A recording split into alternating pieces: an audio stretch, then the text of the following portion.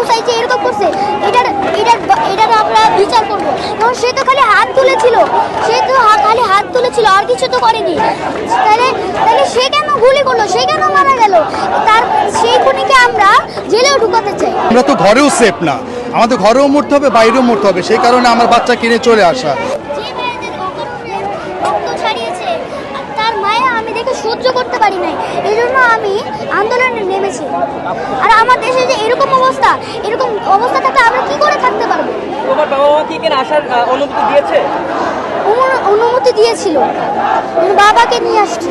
বাবাকে বলে এসেছি যে মা আমি মেইন রোড থেকে আসতেছি, কারণ মা তো আমাকে অকারণে তো যাইতে দিবে না, এই জন্য আমি তখন নিজের মধ্যে মনে হয়েছিল হায় রে, এই ছেলেগুলি যদি আজকে আমাদের পৃথিবীতে থাকতো তাহলে আজকে আমাদের দেশটা ভালো থাকতো। আর যেই আবু সাঈদ যে এরকম করছে এটার আমরা বিচার করবো। কারণ সে তো খালি হাত তুলেছিল, খালি হাত তুলেছিল, আর কিছু তো করেনি। তাহলে সে কেন গুলি করলো, সে কেন মারা গেল? সেই খুনিকে আমরা জেলেও ঢুকাতে চাই। এখন কি মনে হয় এই যে সাধারণ মানুষ, ছাত্র জনতা সবাই মাঠে নেমে এসেছে, কি মনে হয় বিচার কি পাবো?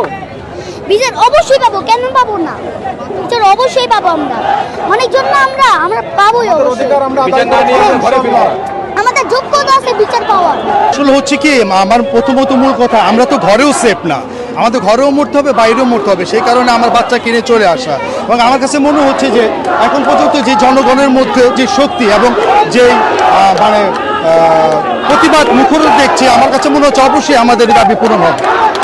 ও যখন প্রথম রংপুরের ছাত্র শহীদ আবু সাঈদের মৃত্যুর ভিডিওটা দেখে, তখনই সে সারা রাত ঘুমাতে পারেনি। আর তখনই সে বারবার আমাকে বলছে যে কেন তাকে মারলো। এই প্রশ্নের উত্তর আমি তাকে সারা রাত দিয়েছি। তখনই সে আমাকে বলছে বাবা যখনই মিছিল হবে তুমি আমাকে নিয়ে যাবে, আমি সামনে থাকবো। তখন আমি বলছি আমি খুব প্রাউড ফিল করছি, গর্ব ফিল করছি যে ঠিক আছে, যদি দেশের প্রয়োজনে, আমি চাই না আর কখনো কোনো দাবি দেওয়া অধিকারের জন্য আমাদের দেশের কোনো সন্তানরা রক্ত দিই, আমি ওইরকম একটা দেশ চাই। তারপরেও যদি এরকম কোনো সিচুয়েশন আসে, অবশ্যই আমার ছেলে সামনে থাকবে, সে রক্ত দেবে দেশের জন্য। আমি এটাই গর্ববোধ করি এবং এটা আমি তাকে বলেছি। সন্তান তো বুকে হারিয়ে জি একটা সন্তান তো আপনার হারিয়ে যায় না হোক, কোনো সমস্যা নেই। কারণ দেশের জন্য মুক্তিযুদ্ধের সময় কি আমাদের মুক্তিযোদ্ধারা লাখো লাখো শহীদ হয়নি? তা আমার একটা সন্তান গেলে সমস্যা কি?